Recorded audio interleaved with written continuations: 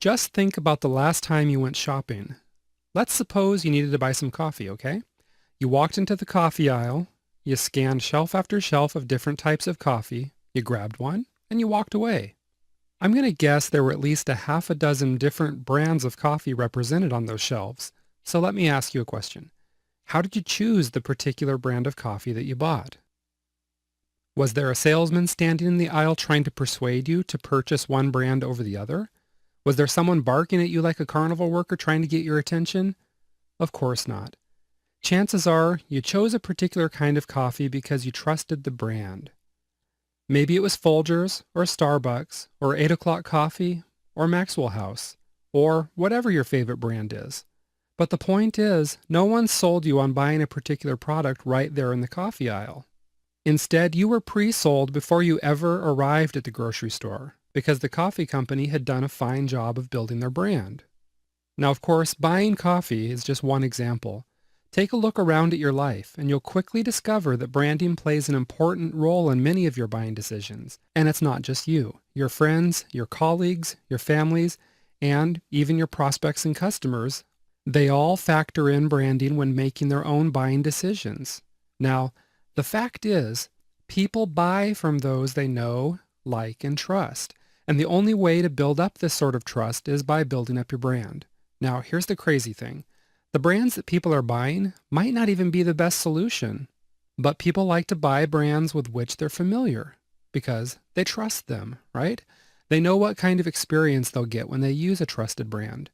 Now imagine for a moment that you're traveling on a highway and you get hungry. You see Bob's Fast Food Hamburger Shack sitting right next to the Golden Arches.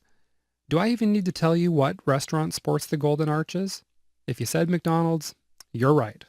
And that's just further proof that branding works. Even little children can spot the Golden Arches on the highway from miles away and start screaming from cheeseburgers. Now, with all else being equal, and assuming you're looking for fast food and not gourmet dining, there's a pretty good chance you're going to go to McDonald's rather than Bob's Hamburger Shack. Now, why is that? Well, it's because you know what to expect, since McDonald's has built up their brand recognition and a reputation for food that's fast and cheap. How about another example? Think about an online auction site.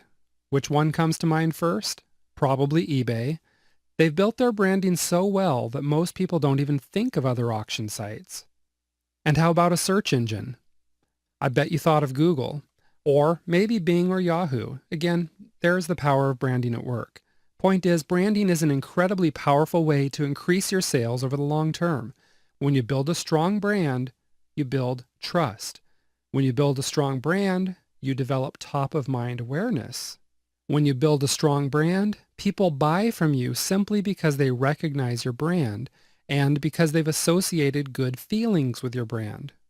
Now, a lot of struggling entrepreneurs don't even think about branding, which is probably one of the reasons why they're still struggling so much. Others spend time thinking about branding, but they think branding is just about picking out a slogan and a logo with pretty colors. I'm telling you, that's a mistake. Branding is much bigger than that. And branding is such an important part of a company's success that serious business owners invest a lot of time and or money into developing a solid brand. What's more, companies that have been around for any amount of time often freshen their brand, simply because they know how important it is to change with the times. Let me give you a few examples of how companies have branded themselves or freshened their brand. Avis used to be the second largest car rental company in the world, right behind Hertz. As part of their branding, they developed the slogan, "We try harder." This new branding slogan was considered a huge success and was used for 50 years. What about Apple? Apple Incorporated used to be officially called Apple Computers. However, this name didn't properly reflect their business strategy, as Apple was moving into tablets, smartphones, and other gadgets. So, Apple changed their name in order to capture a bigger market share. Do you think it worked? You bet it did. Just think about the popularity of iPhones and iPads.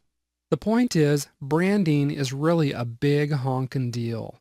And if you want to dominate your industry, solidify your long-term growth, and cement customer loyalty, then you need to pay attention to branding. Now the good news is, this course is going to teach you everything you need to know about developing and refining a bulletproof brand that can crush the competition. So let's get started by taking a look at the DNA of branding. I'll see you in a moment in the next module.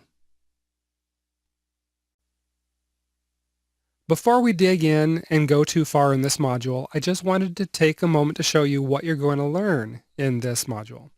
Okay, first, I'm going to show you that branding is not just a theory. All right, branding literally can be make or break for your business. It can be the difference between success or failure for most businesses out there. Also, I'm going to talk about the law of branding. Now, don't worry, there's a little equation here, GB equals BG, but there's no algebra, no calculus, nothing like that. It's very simple, and I'll show you that in just a minute. Lastly, I'll talk about branding as the nucleus of your business. So let's go ahead and jump right into this first section here. Let me ask you a question. Have you ever heard of a man by the name of E. Haldeman Julius? Let me share a quick story with you about him. Okay, Haldeman Julius built a mailing order publishing empire back in the 1920s. He created a company called Little Blue Books, and he built a solid reputation for selling high-quality information inside these little 3x5, just little 3x5-inch pocketbooks with the blue covers. What's amazing is that Haldeman Julius sold over 100 million books by branding them as, he called it, University in Print. This brilliant bit of branding resulted in these little books finding their way into the pockets of everyone from college scholars to simple farmers. You can figure that Haldeman Julius built up his Little Blue Books brand in order to easily get both first-time orders and repeat orders. People saw his advertisements in newspapers and knew they could trust the brand. In just 9 short years, the Little Blue Books brand was known around the world for producing great pocket guides at low prices. Beyond that, though, Haldeman Julius proved to the world that product names do actually matter. That's because he sold his books just based on the titles of these books. There wasn't room in his ads for descriptions, so the titles alone had to sell the books. No fancy sales copy, no long sales letter, no benefit-driven ads even, just book titles. And it worked like this. Okay, if a book wasn't selling at least 10,000 copies per year, Haldeman Julius changed the title. For example, the book The Art of Controversy posted absolutely terrible sales figures. But once Haldeman Julius changed the title to How to Argue Logically, this very same book sold at a fast clip. It exceeded 30,000 copies in sales.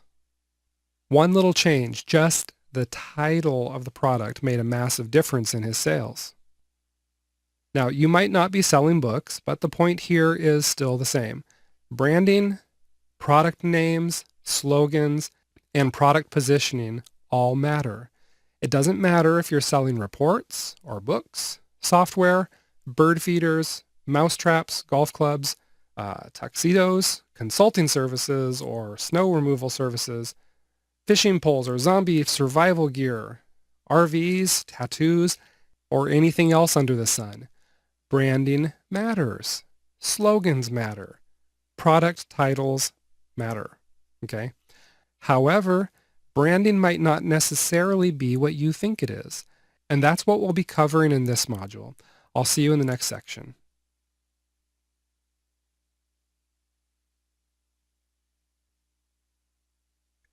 Here's what we call the law of branding. It's GB equals BG.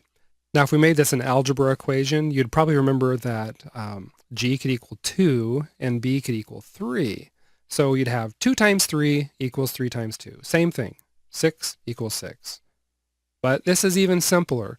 GB equals BG is just this. Good branding equals business growth. It's the same thing. By this point, you should be getting the idea of just how important branding really is. Okay, it's a way to set yourself apart from the competition and to gain customer loyalty. It's not just something that big companies do either. It's something that you should do too. And that's because your branding is a long-term mindset, one which will contribute greatly over time to your overall business growth. Most business owners are focused on selling, just a quick sale today. But you've got to remember, this is a short-term mindset. Because if the consumer doesn't buy right away, they're going to forget about your business and the products you're selling. Okay, that means if you're focused on short-term selling, then you're going to be struggling with commodity-based sales.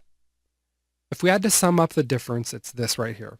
Short-term selling is all about making the sale right now, today. Branding is all about creating customer loyalty for the long term. A good business owner uses a combination of both short-term selling and branding. But a great business owner understands that branding is going to make the biggest impact on sales over the long term. Let me go ahead and show you an example. Let's suppose you are interested in buying a watch.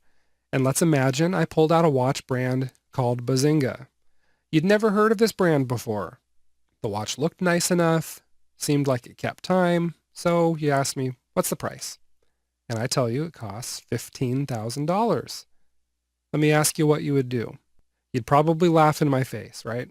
Because unless this watch included a free car or the Hope Diamond, it would be really hard for me to sell you on the idea of buying a $15,000 Bazinga watch. But what if this watch was a Rolex? Whether you'd personally buy a $15,000 or $20,000 watch, that's besides the point. Okay, that's because Rolex has plenty of customers lining up around the block to buy watches for thousands or even $10,000s of dollars. That's real-world proof that people will buy expensive watches. Is it because Rolex keeps extraordinarily good time? Not really. I'm going to say you could go to the local discount store and pretty easily find a $20 watch that keeps time as well as a Rolex. Is it because a Rolex watch is made from gold and other precious metals and gems? Not entirely, because you can also find other watches made from the same materials which don't cost nearly as much as a Rolex. So we have to ask, why is it that people spend thousands of dollars on a Rolex watch when they could get similar watches for a lot less money? It's simple. It's because of the Rolex brand. People will gladly spend thousands of dollars just to get the feeling that the brand promises. In Rolex's case, the feelings center around power and wealth and sophistication. In one word, it conveys a feeling of prestige. And that brings us to one of the most important things you're going to need to know about branding. Branding is all about emotion. When some people think of branding, they think of a slogan and a logo. These are, of course, parts of branding, right? But the slogan, logo, colors, and everything else that goes into the brand are all carefully designed to convey some sort of feeling. The whole point of the brand is to produce the feeling that you want your customers to experience when they use or even merely think about your product. Now, why does a brand seek to produce a feeling? It's pretty simple, because consumers make their purchase decisions based on emotion, and then they justify the purchasing decisions they make based on logic. So in order to move your prospects to the order form, they need to feel something. You've got to be tapping right into their emotional buttons. Direct response sales letters, they seek to do this. That's why those sales letters have, usually, some kind of heartstring tugging story in them as a means of connecting emotionally with the reader. But here's something else to think about. The emotion created by direct response sales material starts fading as soon as the prospects stop reading the sales materials. That's why direct response sales letters work so hard to get the sale right now. Because if they don't, the emotion fades and the consumer loses his enthusiasm for purchasing the product or service. Now let's contrast that to branding. If you build up brand recognition, then you automatically associate a certain feeling with your brand. And that means that you don't need to stand there and sell a product to your customers over and over. You don't need to artificially create the feeling every time a consumer comes in contact with you. If you've done your job, your consumer is going to see your brand and associate it with the emotion. Let me go ahead and give you a couple of examples of that. Let's look at Pampers first.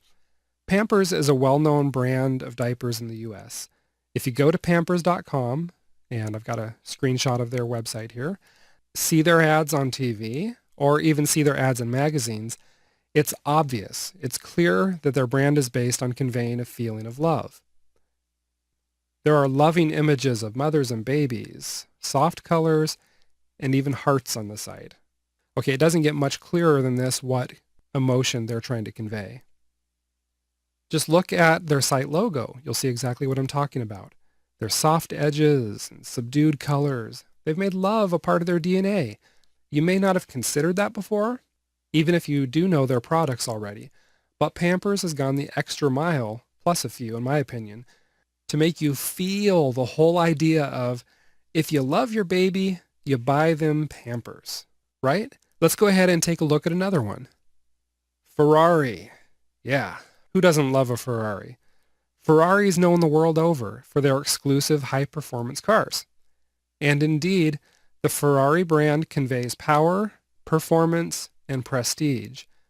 This kind of branding has not only allowed Ferrari to sell some of the most expensive sport cars in the world, it's also given the company an opportunity to expand their profits through licensing and retail opportunities, things like their association with Formula One racing.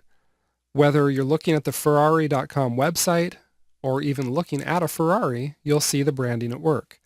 People don't buy Ferraris to simply get them from point A to point B. Just look at their logo. I'm not knocking it. It's perfect for what it does. But honestly, I don't even think it's that good looking. But people don't buy Ferrari merchandise because they like the red, yellow, and black colors. Instead, people buy in order to capture the feelings of prestige that go along with the Ferrari brand. If there's only one thing I'm sure of, it's this. This logo never made anybody feel like kissing a baby. All right? To me, it's all rip, snort, and room, zoom, zoom. For as long as I can remember, their branding has locked that into my mind. And probably the mind of anyone else that has ever heard of a Ferrari. Speed, elegance, exclusivity. That's what Ferrari is all about. Okay? Now, these are just two examples of two brands that convey a feeling. But if you look around, you're going to find that the biggest brands in the world are all associated with a specific feeling. Think about a few of these big brands and ask yourself, what is the feeling they convey to you? FedEx, McDonald's, Nike. I'm going to guess that as I said each one, your mind quickly recalled not just a visual image, but a familiar feeling of some kind. Pay attention to these feelings as you examine the brands around you, all right? But I've got another point here. The second thing you'll notice is that while a company may freshen its brand image from time to time, they always avoid doing anything that dilutes or otherwise ruins the reputation of the brand. For example, Rolex simply isn't going to start mass producing and selling $50 watches. Ferrari isn't going to start making $50,000 Ferraris, as that would damage the feeling of prestige that comes with exclusivity. And I can guarantee that Pampers isn't going to create a website based on scary black colors or with gothic mommies and pale babies, right? Okay, likewise, once you develop your brand image, you'll want to do everything you can to protect the image while you continue to build the brand. You'll learn more about that in the upcoming module. But for now, let's do a little recap and I'll see you in the next section.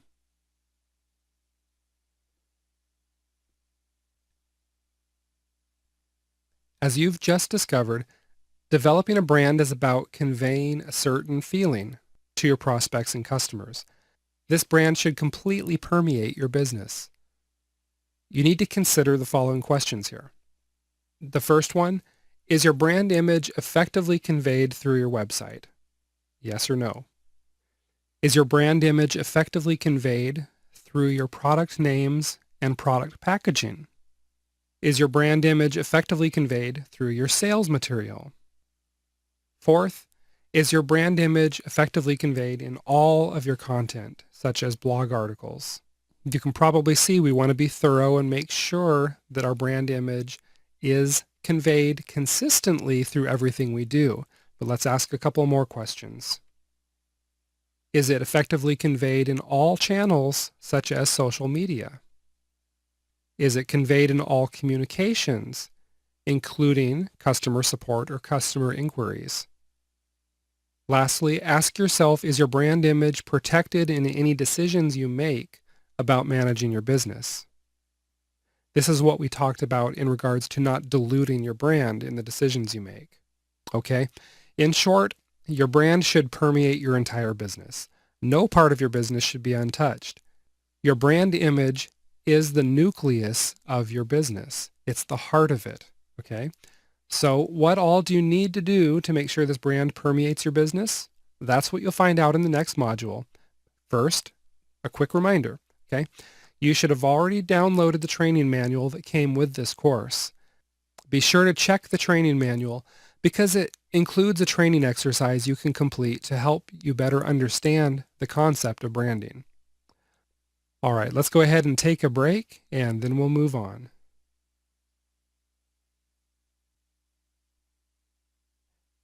In this module, we're just going to have a couple of topics to talk about.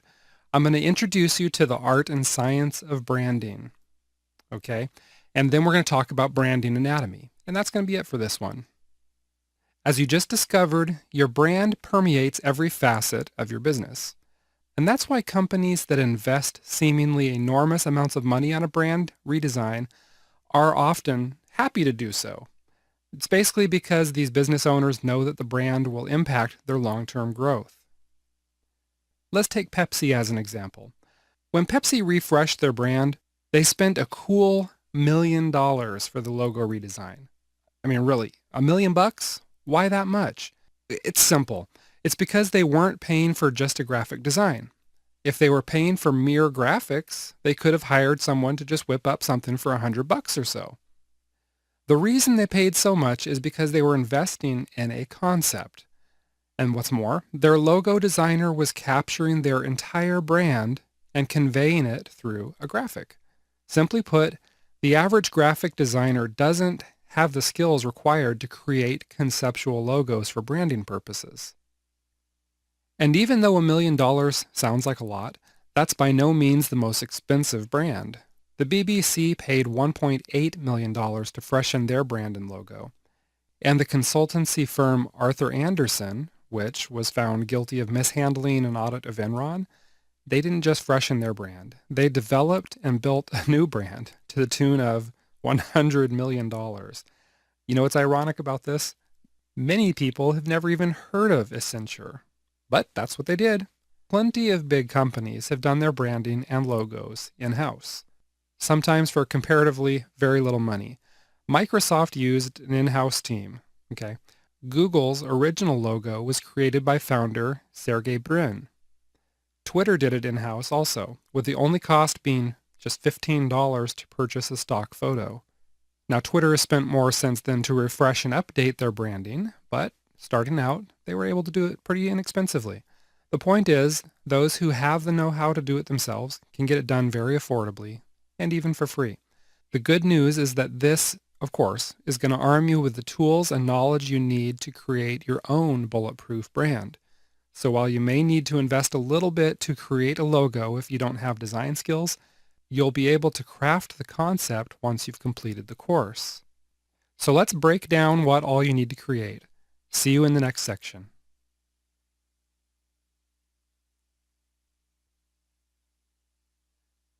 Let's talk branding anatomy. So far, we've just touched on what all is included in a branding image. Now here in this section, I'd like to talk about what all facets you'll need to consider as you start developing your brand. In the next module is where you'll actually learn how to develop and refine your brand image.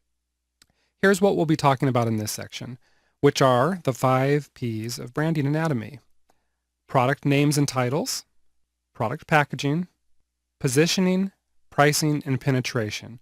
So let's go ahead and jump in and look at these one by one. There are 3 approaches to creating product names and titles. These include overall branding, product branding, and hybrid branding. Let's take a look at that first one, overall branding. This first approach is to brand your overall business and then create a string of product names and titles that are going to reflect this branding. Okay? The Chicken Soup for the Soul series of books is a good example of this strategy. Today you'll find dozens of branded books in the series, such as Chicken Soup for the Mother's Soul, Chicken Soup for the Dog Lover's Soul, probably even Chicken Soup for the Chicken's Soul. I don't know, maybe. Another example are the Dummies books, such as the Windows 8 for Dummies and Investing for Dummies. Another example are the gadgets that Apple puts out. You probably already know what that is, but when I say these names, you're gonna know right away. How about the iPhone, iPad, iPod, iMac? Okay, see what it is? While the company brands the product alongside the name Apple, they further brand the product by creating names that start with the letter I. A final example is Sir Richard Branson's conglomerate of Virgin companies. Even though his companies are in different industries, such as travel and entertainment, they're still all branded under the name Virgin. Examples include Virgin Books, Virgin Airways, and Virgin Mobile. One good reason for adopting this approach is that it allows you to focus on building one brand. And once you've built that brand recognition, you can apply that brand to all of your related products or companies and reap the benefits. Okay? Virgin is a really good example of this strategy at work. The second approach to branding is to brand each product individually without taking the overall company brand into consideration. Okay? In other words, the individual product brand becomes more important than the company brand. And let's take the example of the PepsiCo Incorporated company. This company puts a focus on branding individual products separately. A few of their beverage brands are Tropicana, Sierra Mist, Ocean Spray, Mountain Dew, Lipton Tea, and a whole lot more. And, well, of course, including Pepsi, right? The point is here that PepsiCo doesn't use the brand name Pepsi in all their beverage names. You drink Mountain Dew, not Pepsi Mountain Dew. You drink Lipton Tea, not Pepsi Lipton Tea. And, of course, you drink Ocean Spray, not Pepsi Ocean Spray. As you might suspect, this is a little bit more costly and time-consuming to develop a different brand for every product you put out. However, the advantage is that it allows you to more directly compete for your customers and position your products in the market. Then there's the third approach to branding, which we call hybrid branding. This is where you display your overall company branding alongside individual product branding. Okay, it's a combination of the two. The company branding allows you to tap into trust and familiarity, while the individual product branding allows you to better position your product in the market and compete for customers. One good example of this is to look at the car companies. All of the car companies brand their overall business name, such as Ford, Chevrolet, Porsche, and so on. But these car manufacturers also brand their individual cars, such as the Mustang, the Corvette, Boxster. However, you'll note that these individual product names are often paired with the company's branding. So you hear people refer to the Ford Mustang, or the Chevy Corvette, or the Porsche Boxster. Matter of fact, Ford Motor Company, the parent company, has Ford and Lincoln sub-brands. Okay? Then each of these sub-brands has individually branded products. And this is really quite common in the auto industry and other large industries. This allows the company to tap into the consumer's trust of Ford, Chevy, or Porsche, while still developing a branding strategy around the individual cars. And this is important because these car companies create products that appeal to different segments of the population. Okay?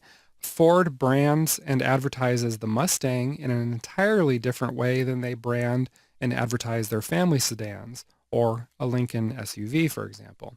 Okay? So keep these things in mind while you're considering how to decide on a product title or product name. Once you decide on your product title or name, then you need to think about packaging, and that's going to bring us to our next facet of branding. The product packaging. To me, this is where it gets fun. What do you think? Do people judge a book by its cover? Yeah, you bet they do. People often make their decision about whether to buy a product just based on the product packaging alone. And just to be clear, I'm not talking about only books here. If you're selling snowshoes or software, books, videos, fish tanks, golf clubs, anything else under the sun, all right, keep in mind that the packaging does matter. People are always going to form an impression of your product just based on the way that it's packaged. Now, obviously, what you need to do is create your packaging based on your overall branding. We'll talk about developing your brand more in the next module. But for now, keep in mind that branding is all about, remember, creating a feeling. Thus, the colors and the way you've packaged your product need to help convey this feeling. Let me give you a few examples of that. We mentioned the Dummies line of books a few minutes ago, right? Someone who's familiar with this brand can recognize these books from 50 feet away, no problem. That's because they all have yellow covers with a black Dummies banner splashed across the top of the cover. It's consistent and it's recognizable instantly. Take the example of Apple products like Macs and iPhones. In all cases, you'll see the graphical apple not only on the product packaging, but on the product itself. Now think about some of the products you buy quite often. Think about your favorite sodas or cereals, laundry detergents, and candy. Think about how those are packaged. Chances are they're all in branded packaging. They're easy to recognize, and their packaging conveys the intended feeling.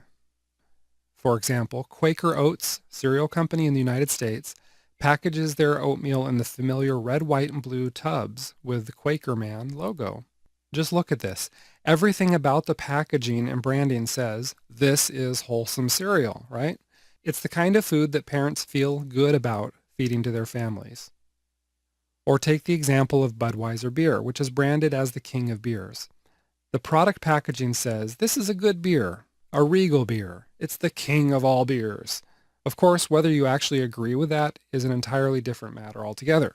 But the point is, everything about the packaging, from the colors to the logo to the font style, is helping to sell the beer. Again, it doesn't really matter what you're selling. You need to create product packages that reflect your brand. You need to create packaging that makes people feel good about choosing your product. The next thing you need to consider is how you're positioning your product, and that's next. Okay, positioning your product in the marketplace is something you definitely need to be thinking about. This is referred to as your unique selling proposition. And it's this positioning that answers the consumer's question, and they've always got this question. Here it is. Why should I buy from you and not your competitors? Okay, positioning plays into your overall branding image because your slogan is often your unique selling proposition.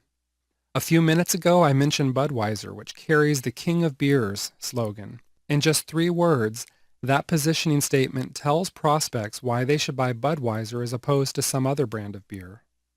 Let's look at a couple of other examples of how companies position themselves in their slogans. Avis Rental Car Company says, "We try harder." This is a promise to consumers that they'll get good customer care and be satisfied with Avis. United Airlines used to use the slogan, "Fly the friendly skies." Most people don't think of airline travel as a particularly pleasant thing to do. I personally kind of find it miserable, but United Airlines tapped directly into this sentiment by promising travelers that they'll enjoy their flights with United Airlines. Folgers Coffee claims that their coffee is mountain grown. Truth is, most coffee is mountain grown, right? No big deal. But Folgers staked claim to this unique selling position by being the first to include that as part of their overall branding.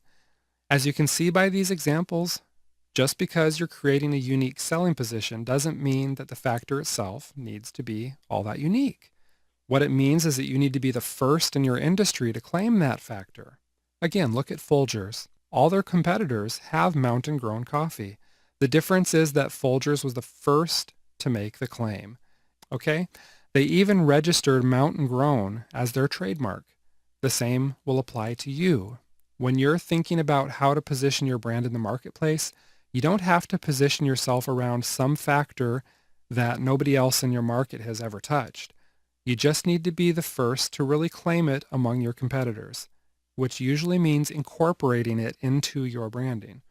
We'll talk more about this in the next module, but first, let's hit on the topic of product pricing.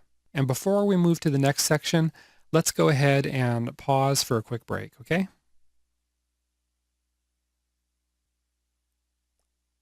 Hey buddy, want to buy a $50 Rolex?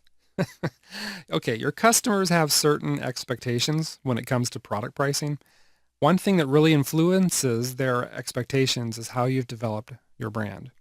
If your brand is somehow tied to pricing, then you better take your branding image into consideration as you price your products. For example, brands that convey a feeling of luxury, sophistication, wealth, power, prestige, exclusivity, and similar feelings, they tend to have high price tags. I mean, think about it. If Rolex started selling $50 watches, or if Ferrari started mass producing $50,000 cars, both of these brands would be severely diluted. So pricing is obviously an important part of maintaining the brand. We're not just talking about high prices though either. On the flip side, some companies market their products and services as being low cost. The retailer Walmart is a good example of this, as at times they've even branded themselves with taglines like you see here, low prices every day. So what happens if shoppers start finding that Walmart isn't the low price leader anymore? The brand gets diluted. And when the brand is diluted, people lose trust. Loss of trust, of course, leads to loss of sales. Then there's other companies that don't even stake claim to having the lowest or the highest prices in their industry, but rather they claim to have the best value. An example of that is the hotel chain America's Best Value Inn, which carries that branding right into the name of their hotels. They may not be the lowest price hotel, but they're not exactly promising low prices. Okay? Rather, they're promising the best value, or as I like to say, the most bang for your buck. That's why these hotels tend to have amenities such as free breakfast, a pool, a gym, microwaves in the room, and a lot of these hotels even accept pets. In short, they give people what they want at a very affordable price. Point is, you need to think about how your brand is going to influence your pricing. In some cases, your brand may not heavily influence your pricing. In other cases, such as those mentioned a few moments ago, you can inadvertently dilute your brand by pricing your products incorrectly. So just keep in mind what your brand feeling conveys about pricing. Now let's go ahead and take a look at our final facet of branding, and that is penetration. By penetration, I'm talking about incorporating your overall brand image into every facet of your business. This starts by developing visual and text representations of your brand, including your logo and your slogan. These two things, right here, these two things tend to have the most influence on how you convey your brand image. That means that once you develop your logo and your slogan, everything else you create will revolve around these two factors. In this way, your brand penetrates every aspect of your business. For example, your logo. The colors of your logo are going to influence your web design and also your product packaging. Your branding slogan is going to influence the copy on your website. Your overall branding image is going to influence how you communicate with your prospects even. So whether you're writing a blog post or a Facebook post, a Twitter tweet, or you're just emailing one person, your brand is going to penetrate all of those communications. Now, a lot of people realize that branding comes into play when you're designing a site or even writing sales copy, but they don't give much thought to how their branding is reflected in their communications. Let me give you an example here. United Airlines, with their Fly the Friendly Skies slogan, seem to imply good customer care. Now, if a customer called the airline and ended up talking to a grumpy representative, you can be pretty sure that would reflect badly on United Airlines. It's touching their brand. And if enough people started reporting bad experiences with United Airlines customer care, then it's going to dilute the impact of the entire brand. The point here is your branding really does penetrate into every facet of your business. And that's why in the next module, you're going to discover exactly how to develop a brand that helps you grow your business. But first, let's wrap things up for this module. Let's take a fast break and we'll see you in the next section.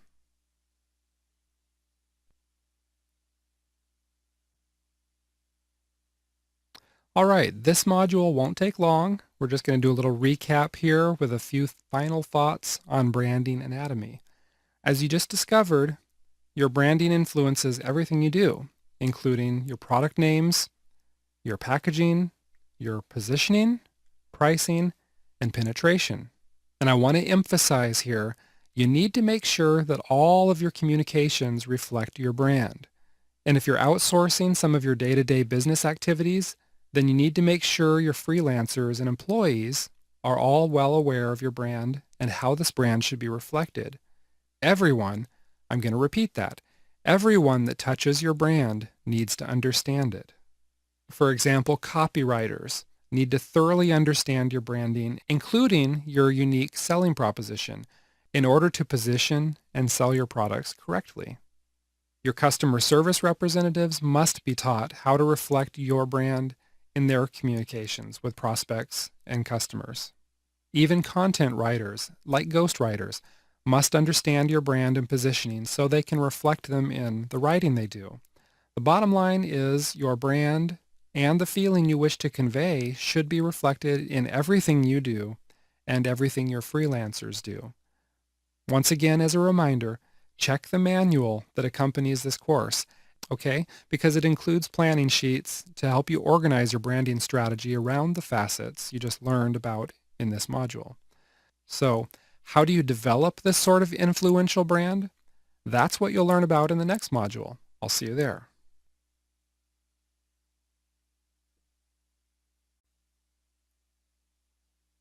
Let's talk about developing and refining your branding formula. Just going to take a quick second to show you what you're going to learn here. We're going to talk about the branding boiling point. You're going to determine what feelings you'd like to evoke with your brand. You're going to learn about researching your competitors, about developing multiple concepts, how to ask the market for feedback, split testing different concepts, and then we will go through some closing thoughts on branding alchemy.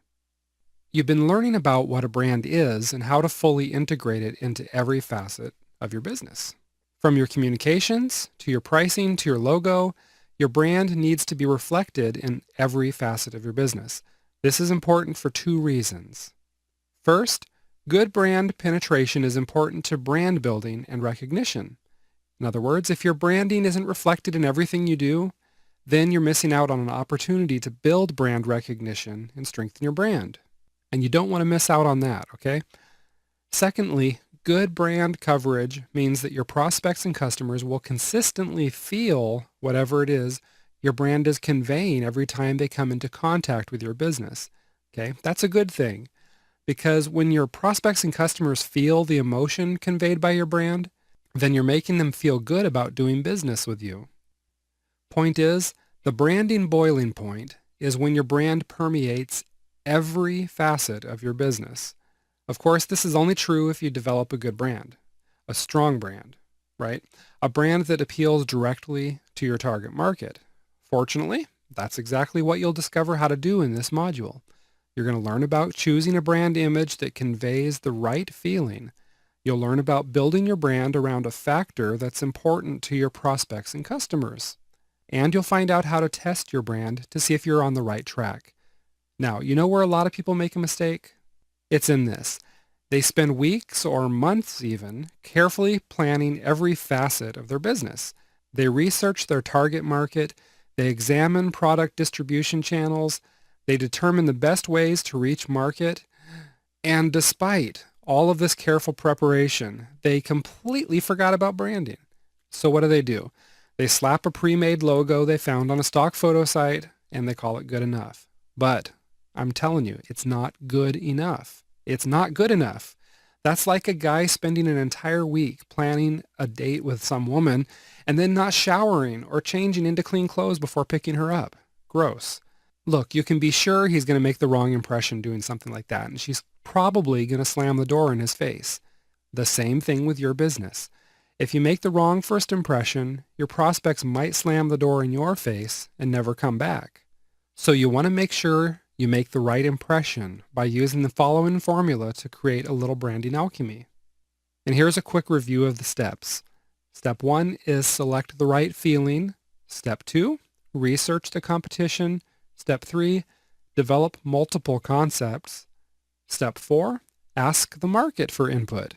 Step 5, testing your concepts. So next we're going to look at each of these steps of this branding formula, and we'll see you in the next section.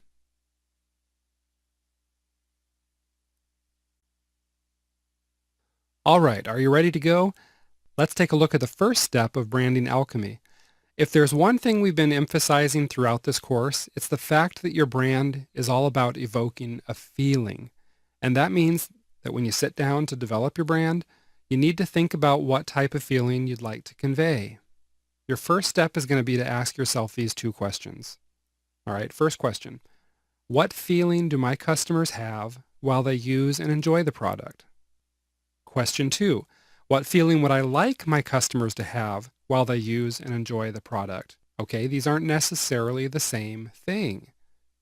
The first question really applies if you've already got products out on the market, but you haven't yet put in the time and resources to properly brand them. Basically, you want to at least be aware of how your products make your customers feel. The second question is relevant whether you've begun branding your products already or not. It's important because how you brand your products can influence how your customers feel when they use your products. Let's go back to the example of some of the luxury brands like Mercedes or Rolex. People who purchase these luxury brands aren't doing so because they need a good way to get from home to work. All right? It's not because they need a reliable timepiece to make sure they're not late. Instead, people buy these brands because using the products makes them feel good. Driving a Mercedes makes the customer feel successful and sophisticated, and wearing a Rolex watch makes the wearer feel prestigious and powerful. Point is, these products aren't purchased for pragmatic or utilitarian reasons at all. They're purchased for the emotion and the experience that the brand promises, okay? Since the companies have done a wonderful job of protecting and building their brands, the consumers do indeed experience the feelings that the brands convey. So what you need to do is to start with a list of feelings that you'd like associated with your products and company.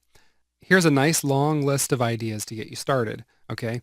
If you need a moment to look these over, go ahead and just pause the video and read them. I promise I'll be here ready to continue when you press play.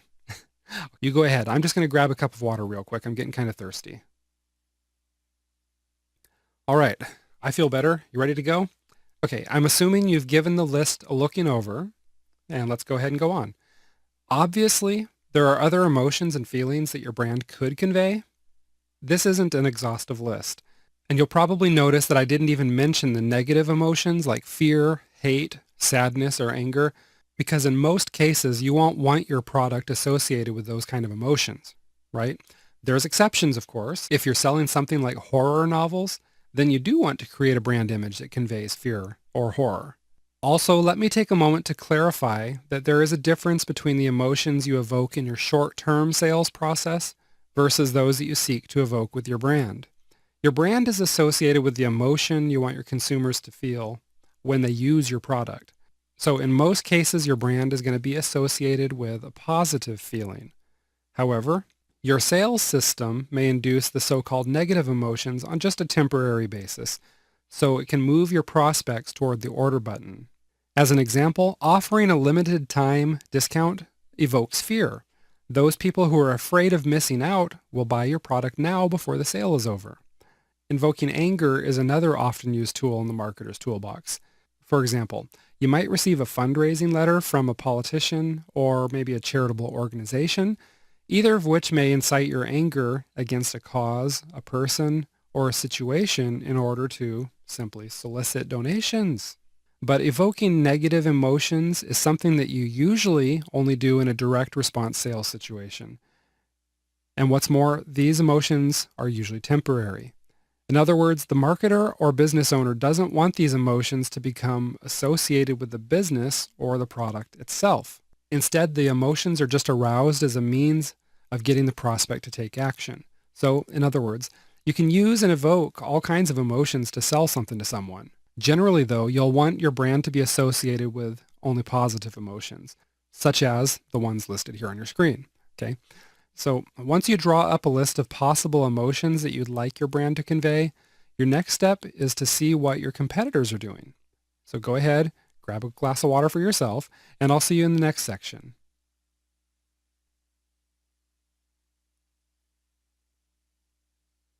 Your next step is researching your competitors. Okay, you need to find out how your competitors are branding and positioning themselves and their products, and here's how you're going to do that. If your competitors sell physical products that you can see at a local retailer, go ahead and go check them out. This will give you an up-close and personal look at how the competitor packages their product. You'll want to be sure to pay attention to the text on the packaging, as this will give you an idea of how the competitor positions their product. It may be that you can't get your hands on a tangible, actual product, and maybe your competitor doesn't even sell tangible products. Okay, if that's the case, then your next step is to view the competitor's virtual storefront and virtual shelves. They likely have their products right up on their websites. If not, you'll probably find them in other marketplaces like eBay, iTunes, or Amazon. Your next stop is going to be to visit your competitors' websites, as this is probably where you're likely to get the most information about their branding and positioning. All right, let's look at this in a little bit more detail here. You want to take note of the following. What is the competitor's business name? Okay, some of your competitors may create business names that are meant to help their overall branding image. For example, the Discover Card Company has a business name that evokes feelings of exploration, curiosity, and of course, discovery, right? Look at the competitor's product names. If your competitor has multiple products, browse them all and take notes of all the names, okay? What sorts of feelings do these names evoke? Next, take note of the branding strategy. Does the competitor brand individual products based on the overall company brand? Do they brand individual products separately? Or does the company employ the hybrid strategy we talked about, where they combine the company and product brands? Okay, identifying these things in your competitors and what they're doing is going to help you to form more clearly what you need to do for your products. What else do we have here? Take a look at your competitor's logo. As you discovered earlier in the course, some companies invest a lot of money in developing their logo concepts. This way, the brand can give you a lot of information about the company's brand images. You want to look at the font style, if they have one, the colors and the graphics, if that applies. Again, ask yourself what feeling the brand conveys. Don't forget to ask that question over and over. What is the feeling? Okay, and ask yourself how the brand represents the company also. For example, is the logo bold and confident, or does the logo convey more of a warm, loving feeling? Next, look at the competitor's slogan. Usually, but not always, you're going to find the slogan right beneath or next to the logo. The slogan is typically one concise statement that sums up what the company or product is going to do for the customer and or why the customer should choose to buy that particular product or do business with that particular company. In short, the slogan is often the company's unique selling position. Okay? Look at the competitor's web design also. Take note of the overall design of their site. Take a look at the colors. Take a look at the graphics and pay attention to how they're placed.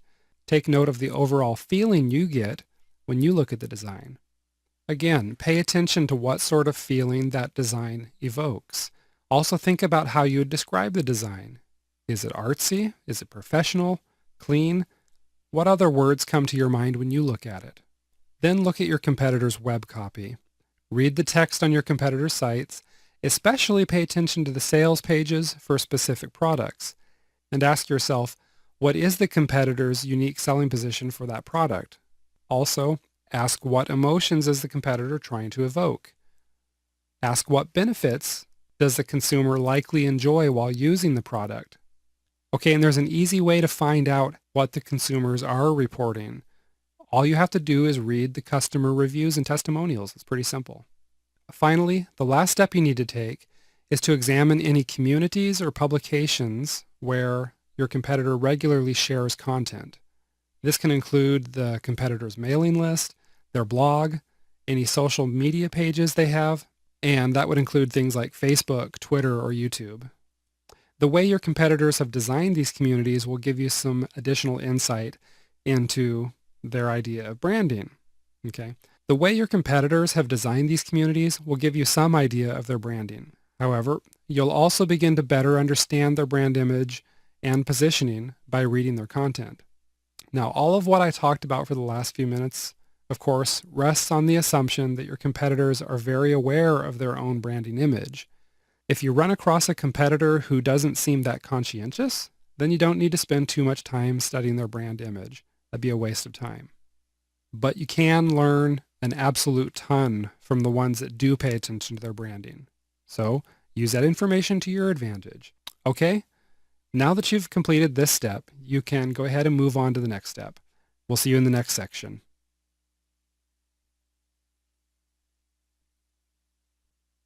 All right, we're at the first step for branding alchemy, and at this point, you know what feelings you'd like your brand to convey, right? You know what feelings your competitors' brands are conveying, and you know how your competitors are positioning themselves. Now, your next step is going to be to start developing your brand and positioning as a means of conveying a feeling to your prospects and getting a bigger market share. The main thing to remember here is that you need to develop a brand image and a unique selling position that your market cares about. If your intended audience really doesn't care about them, then your brand and unique selling position will be weak and it's going to be ineffective. Okay, let me give you an exaggerated example just to show you what I mean. Let's suppose you sell baby products like clothing. Chances are you're going to design a brand and unique selling position around comfort, convenience, love, security, and similar factors, right? Okay, now imagine if you designed your brand around something like prestige or power. Imagine bold black and gold designs like this one. Imagine a slogan that invoked power, something like putting other babies to shame. Come on, it's ridiculous, right? Unless this brand was part of a tongue-in-cheek humor campaign, you can expect that this particular brand simply wouldn't work for parents who are wanting to swaddle their newborn babies in safe and comfortable baby clothes, right? As silly as it is, there might actually be a niche market for something like that, but that's not probably where the real money is. Okay, so that's a totally exaggerated example. You're not likely to make mistakes of that magnitude. However, you may end up with a weak or ineffective brand if you don't truly understand your market. So let's quickly go over this key concept.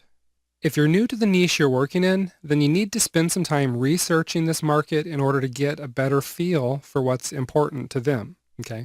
We shared a bunch of tips for researching your market in the first training course of this series. Okay? Of course, you can learn more about that course and register for it at successhive.com. The upshot is that what you need to do is spend time with your market. In order to understand them, you're going to need to crawl inside their heads, so to speak. You need to find out what they like and don't like about the current solutions on the market. So how do you do that? Let me share these 3 tips with you, okay? You need to visit niche communities. By niche communities, I'm referring to blogs, social media sites like Facebook, and also niche forums. Basically, you visit any site where members of your niche are discussing niche topics. That's simple.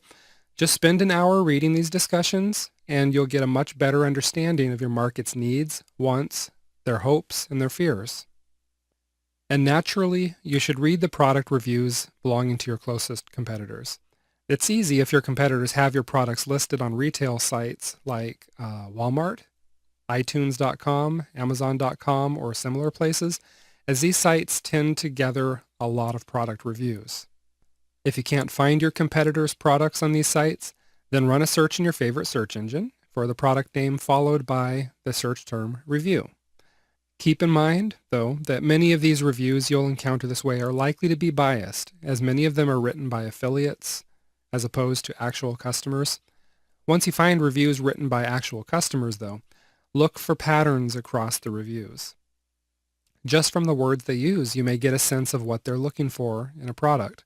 For example, if you were selling baby products, you might see comments that directly reflect a parent's desire to keep their baby safe. That might be a clue to you that a brand built on safety and security is going to work well for that particular market. Finally, another way to get at what your prospective customers are looking for is to survey them. If you have a WordPress site, you can use a tool like the iPerceptions survey plugin, or you can use a third-party site like SurveyMonkey.com. The idea here is to simply ask your market what it is they're seeking in niche products. You can ask both open-ended and multiple choice questions to find out what factors are going to be most important to them. Okay? This will give you an idea of how to build your brand. Once you understand your market and you know what's important to them, plus you know how your competitors have positioned themselves, then it's time for you to start developing your branding concepts.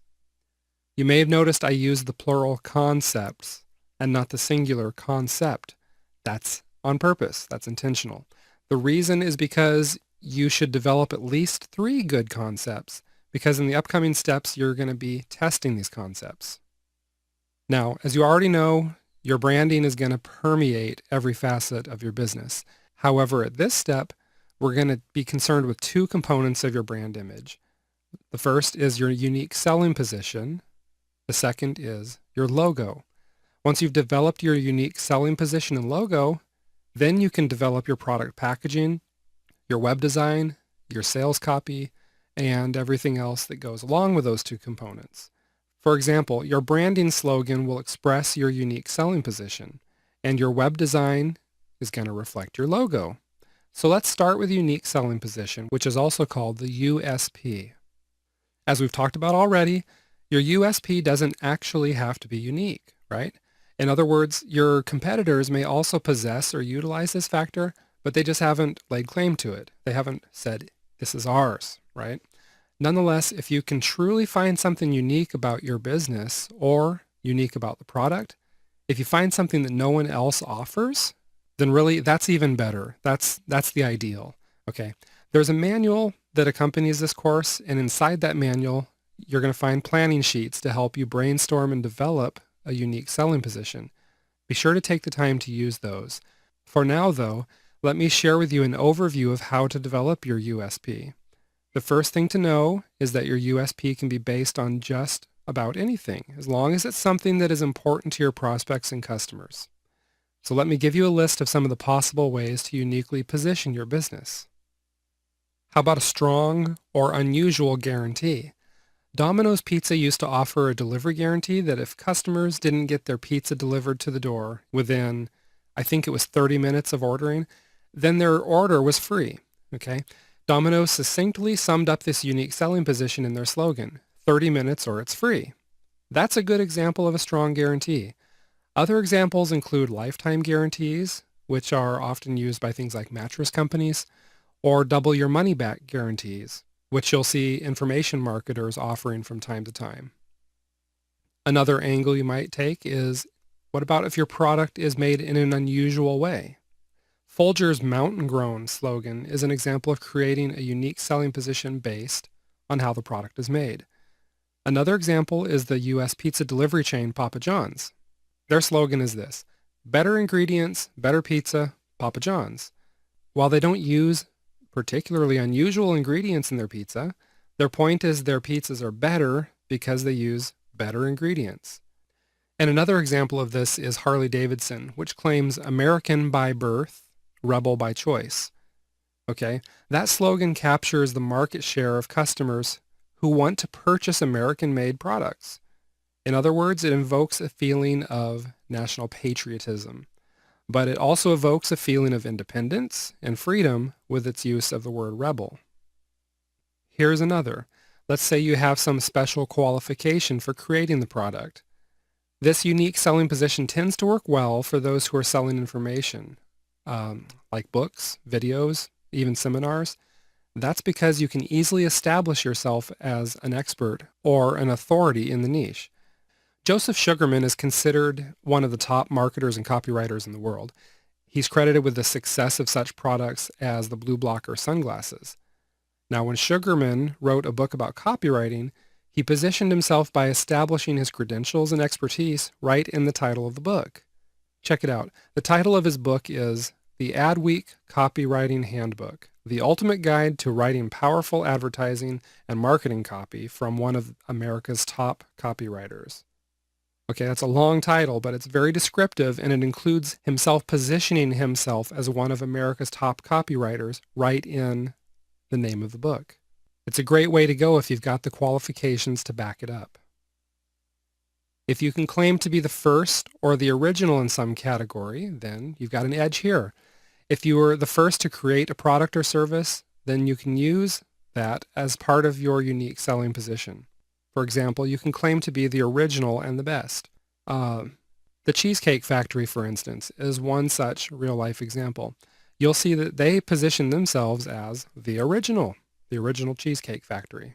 However, you don't need to be the first one in the entire world in order to claim this slogan. Instead, you can be the first one in your region, or maybe you're the first woman to do it, or maybe you're the first person under the age of 25, or the first person over the age of 50. In other words, create your own categories and then claim to be the first in this category. For example, you could be the first person in London to offer a particular service, or you could be the first person in California to sell a particular product. Okay, you see how this goes? Let's look at another one. Your product is used in a different way than similar products. It seems like a lot of beer commercials tend to depict nighttime party scenes or perhaps even scenes from sporting events. So the beer maker Corona jumped on this and they separated themselves with the slogan, "Find your beach." In other words, Corona positioned themselves as a beach party beer. All of their advertising, if you notice, is built on this slogan, and all the images displayed in their advertising tend to depict Corona on the beach. Naturally, this doesn't mean that you can't drink a Heineken on the beach, but Corona positioned themselves as the beach beer, the fun beer, so they developed top-of-mind awareness with consumers. Well, this might be a lot to chew on, and I don't want to wear you out, so let's go ahead and take a quick break, and then we'll continue this section. We've got a few more angles we can look at here, okay? How about if your product provides some special benefit or enjoyment? Okay. A lot of USPs are built on this concept of differentiating a company or product based on a benefit that the consumer gets when they use the product. So let me give you a couple of examples on this one. The first example of this comes from the chicken restaurant KFC, which claims their chicken is finger-licking good. Another example is Blogger.com's slogan, "Push button publishing." That's their slogan. It tells users how easy it is to use the service to create a blog. Another example comes from the credit card company Visa, which states that it's everywhere you want to be. The idea being, of course, is that consumers will be able to use their Visa anywhere in the world, which provides peace of mind. Or take the chocolate candy M&Ms, which promises the candy melts in your mouth, not in your hands. Walmart has had a few different slogans over the years, and their current one is "Save money, live better." How about Disneyland? They use the slogan, "The happiest place on earth." That slogan not only captures the benefit, but directly conveys the intended emotion. There's no ambiguity at all in what they want you to feel. A final example that many of us are familiar with, how about Energizer batteries? They promise long life with the slogan, "They keep going and going and going." So be sure to review your product benefits and consider whether one of the special benefits that maybe somebody else doesn't offer can be used to differentiate your product in the market. This is a simple one. If your product is the best, say so, okay? Porsche conveys this superiority with the slogan, "There is no substitute." Quite simply, they're the best. The Hallmark greeting card and gift company also taps into this feeling with their slogan, "When you care enough to send the very best." Okay, for some people that are maybe a little bit more humble, this might feel strange, but I'll tell you what, the marketplace is no place for humility, just to put it simply. All right, if your product is the best, there's no reason at all why you shouldn't let the world know it. Maybe your product fills a market gap. In the age of big sedans and huge sport utility vehicles being popular, Volkswagen developed the slogan, "Think small," which in just an instant differentiated them from the competition. Another example is Apple's Mac Pro, which had the slogan, "Beauty outside, beast inside." This filled the market gap where consumers usually had two choices. They had fashionable computers that didn't do very much, or powerful machines that were kind of ugly. The Mac Pro's branding promised consumers they could have both beauty and power in one machine. Maybe your product is delivered differently. A good example of this would be Burger King's slogan, which is, "Have it your way." This directly differentiates them from other fast food restaurants, where most people think they have to order exactly what's on the menu. Now, you can go into a lot of other burger chains and order specifically what you want. My grandmother used to go into a well-known place and order a cheeseburger without the bun. They had no problem giving that to her. Okay, you can do it just about anywhere. But Burger King capitalized on that customization of your order and made it an integral part of their branding. Tapping into a person's desires and self-identity can be powerful. L'Oreal, which is a company that develops beauty products like shampoo and makeup, has a slogan that says, "Because you're worth it." Thus, even if L'Oreal's products carry a higher price tag, the slogan taps into women's desires to pamper themselves and be beautiful. Okay? Another example of this comes from the charitable organization, the Red Cross. Their slogan is, "The greatest tragedy is indifference." Most people like to think of themselves as caring individuals, right? I know I do. So this slogan taps into that sense of self-identity and, honestly, even induces a little bit of guilt if people don't donate or help. Kind of clever, isn't it? Your product promises a great customer experience. As mentioned earlier in the course, United Airlines made this promise with their slogan, "Fly the Friendly Skies." But another example comes from Marks and Spencer, whose slogan says, "The customer is always and completely right." Now, whether or not that's factual is debatable, but Marks and Spencer is making a strong point to say, "Mr. Customer, we're going to put you ahead of ourselves in any and every situation." And that's powerful. Okay, that was quite a list, but you can see that these categories and examples should give you a lot to think about with regards to how to develop your unique selling position. What you'll want to do is start with your USP and then boil it down to one succinct statement. This statement can then be your slogan, which you use on your website, your products, your marketing materials, everywhere else too. The planning sheets that are inside the manual which accompanies this course will walk you through the process of developing your USP and turning it into one succinct statement. Okay? But for now, let me give you a real-life example. Let's suppose you were selling lottery tickets. You'd ask yourself what your customers want more than anything else. Well, this is a no-brainer. Obviously, they want to win. The problem is you can't promise your lottery customers that they'll win. Sorry, can't do it. However, you can tap into their hopes of winning, right? You can get them dreaming about what it would be like to win. And that's exactly what the National Lottery in the UK did when it created the slogan, "It could be you." Those four words instantly evoke hope, excitement, big dreams, and you can bet that slogan worked well to sell a lot of tickets. I actually heard an ad on the radio for a local lottery once use something that was kind of similar, but it didn't have nearly the same pull. Their slogan was, okay, get this, "We guarantee you'll have fun." Really? That's it? To me, it sounded like they were saying, just don't plan on winning. All you're going to get is fun out of this. Do you see why this falls flat compared to "It could be you"? Here's another real-life example. The Subway restaurant came onto the scene at a time when fast food restaurants like McDonald's and Burger King were really popular. However, people were more and more viewing these other fast food restaurants as unhealthy and even a little bit disgusting since the food sat under warming lights. Subway realized what their customers wanted was an alternative to the typically unhealthy, warmed-over fast food fare. Okay, so they expressed this desire in just two words, eat fresh. Simple, very simple. But it worked so beautifully that Subway overtook McDonald's as the world's largest restaurant chain in 2011. That's huge, okay? You see how that simple slogan worked for them?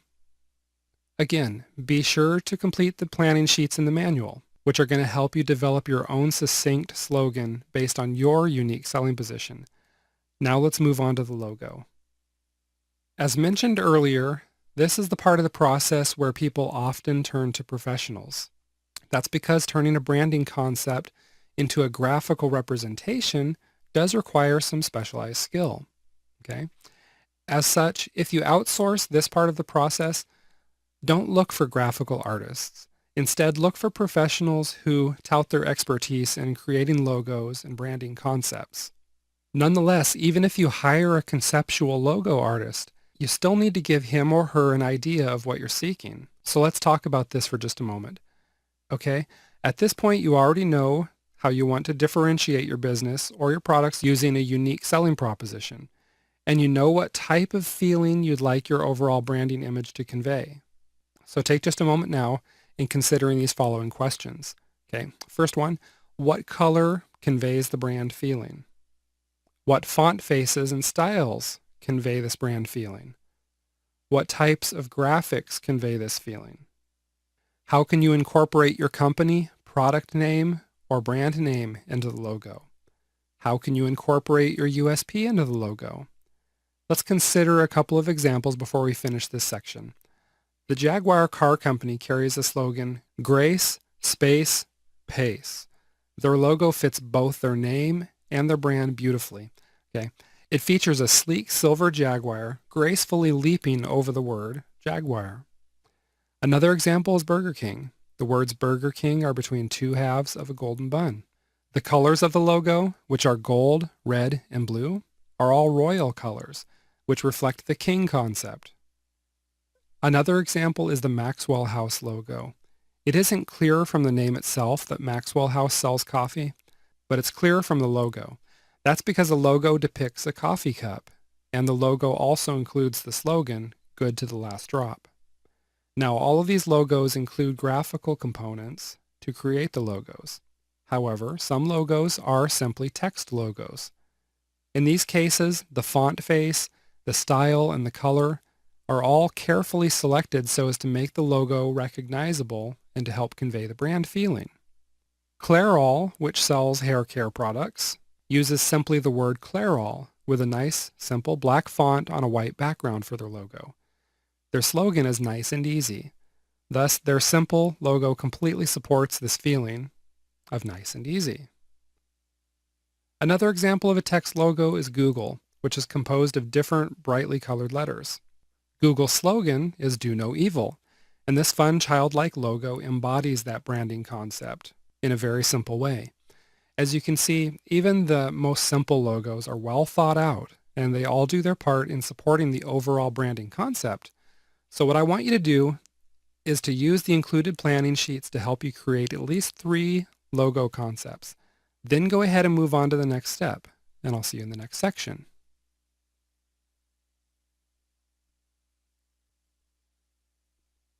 Branding Alchemy Step 4, Ask the Market. The idea here is going to be to form a focus group comprised of people who most closely represent your target market. Okay?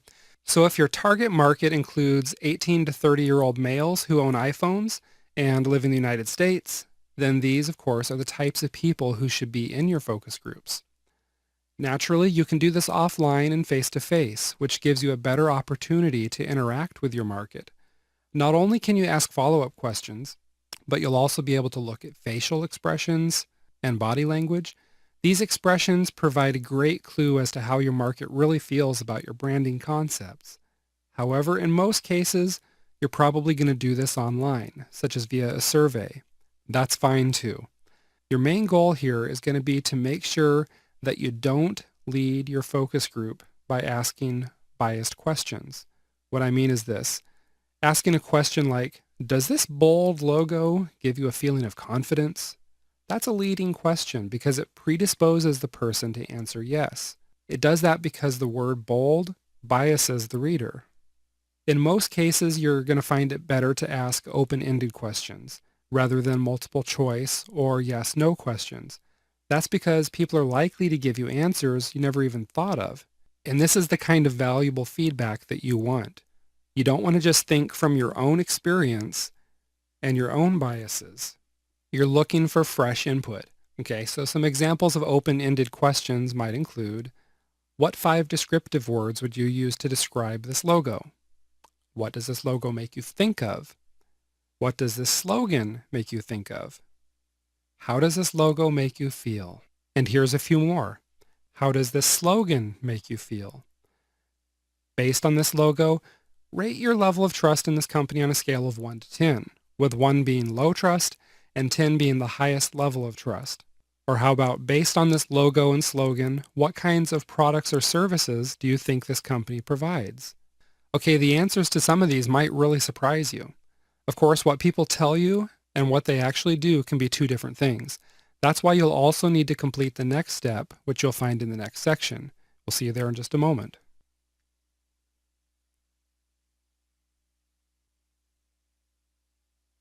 Now I'm going to talk a little bit about split testing different concepts. While asking your market about your branding concepts through focus groups or surveys is part of the process, you need to split test your concepts in order to let your customers vote with their wallets, okay? It's the only way to know for sure which branding concepts really motivate your customers to do business with you. And it's not that tough. You'll recall that E. Julius Haldeman made a fortune by perfecting the art of testing, tracking, and tweaking. If one of his little blue books didn't sell well, all he did was change the title. He didn't change the content of the book or anything else. He just changed the title. With that one simple change, he was able to take poor-selling books that only sold a couple thousand copies and turn them into bestsellers that sold tens of thousands of copies. He tested, he tracked, he made a tweak, and he tested and tracked again, repeating the process until he got the results he wanted. Okay. Another good example of someone who tests concepts is Tim Ferriss, who authored the book The 4-Hour Workweek. He tested several concepts by running Google AdWords campaigns with different book titles. The 4-Hour Workweek was the title that won, even though Ferriss admitted that really wasn't his favorite. Okay? But he knows that audience appeal is more important than his own personal feelings. And that's why he's gone on to use that same branding concept across multiple products, such as the 4-Hour Body and the 4-Hour Chef. Point is, you can't just rely on your own intuition or your personal bias when it comes to product titles and overall branding concepts. Instead, take some time to test these concepts out. You can easily do this in a short amount of time, even in as little as a couple of days, by just creating a Google AdWords campaign and tracking to see what gets you the most click-through rates and what concepts get you the overall best conversions. For example, if you're testing product names, then include the product name in the ad headline while keeping the body of the ad exactly the same. The click-through rates on that ad will tell you which titles have the most appeal, while the overall conversion rates will further confirm if people are going to buy the product or not. Here's what you need to keep in mind as you start testing your product titles, your packaging, logos, and your overall branding concepts.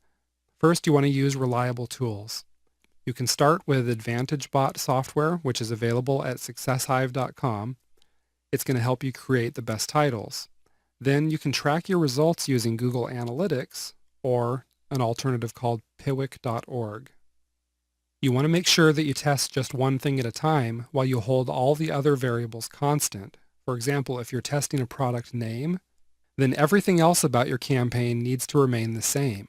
Your traffic sources, the ads, the colors, the logos, etc. The only way to tell for sure what is working is to test only one element at a time. You'll need to get your results quickly also.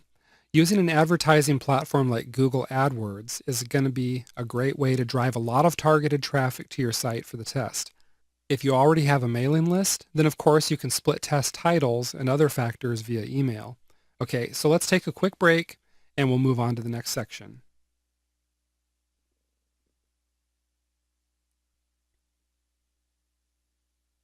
Let me go ahead and share a few final thoughts on branding alchemy with you. Okay, you've learned a lot about developing, refining, and testing your brand in this module. Let's recap the branding alchemy steps. Step 1 is to select the right feeling. As you've already discovered, branding is all about creating a certain feeling, right? But in order for your brand to be effective, it needs to create the right feeling. Step 2, research your competition. Here you learned that in order to create your unique selling position, you need to get a feel for what your competitors are already doing in the market. Step 3, develop multiple concepts. This is the video that you'll want to return to again and again as you develop your brand, and be sure to complete the planning sheets included for this one as well. Step 4, asking the market for input. Once you've got a few concepts, titles, or other facets of your branding image, then you can ask your market for their feedback. This feedback, again, it may surprise you, and it may even have you going back to the drawing board before you complete the final step. That's okay. You want to do it right. Step 5 is to test your concepts. As you discovered in this video, the best way to find out if a concept is going to work is to get it in front of real paying customers. Once you find a branding concept that's a winner, then be sure to implement the concept into every facet of your business to build this image and develop brand recognition. Basically, you'll want to get your new image to market as quickly as possible before your competitors beat you to the punch. Fortunately, the planning sheets that come with this course make it easy for you to develop and refine your branding image, so be sure to make use of them just as soon as you've finished with the video training. Now let's wrap things up, and I'll see you in the final module.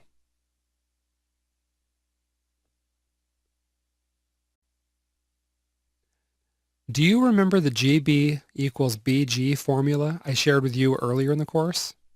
As a friendly reminder, that formula stands for good branding equals business growth.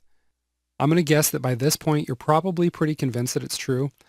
You need only look around at some of the biggest and most successful companies in the world to see that branding is one of the most powerful tools you have in your business arsenal. Yet, sadly, so many people overlook it. It's no wonder that 95% of business startups fail. But guess what? You're different.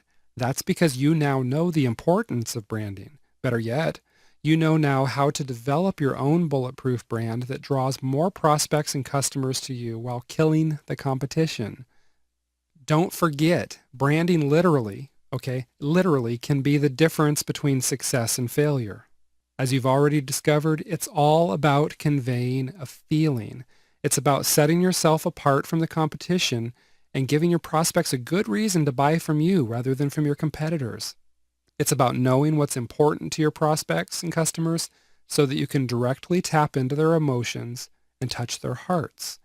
This isn't something you can sit down and do in just 10 minutes. Well, at least not if you want to do it right. Okay? That's why I strongly encourage you to print off the included manual so that you can use the planning sheets and checklists to develop, refine, and build your own powerful brand. And that concludes this course. Okay? Listen, I'm very glad you took this course because it gives you an edge that the majority of business owners fail to master or even comprehend. But of course, you won't get any advantage if you just tuck this information into some cobwebby corner of your mind and forget about it. You need to take action. And there's no better time than today to start implementing these strategies. A good place to start is by completing the planning sheets in the manual. Feel free to review all the material as often as you need to so you can really get a handle on it and put it into practice. So thank you for being part of this course. Just go ahead and get started because the sooner you develop your brand, the sooner you can grab a bigger piece of the market and absolutely dominate your niche.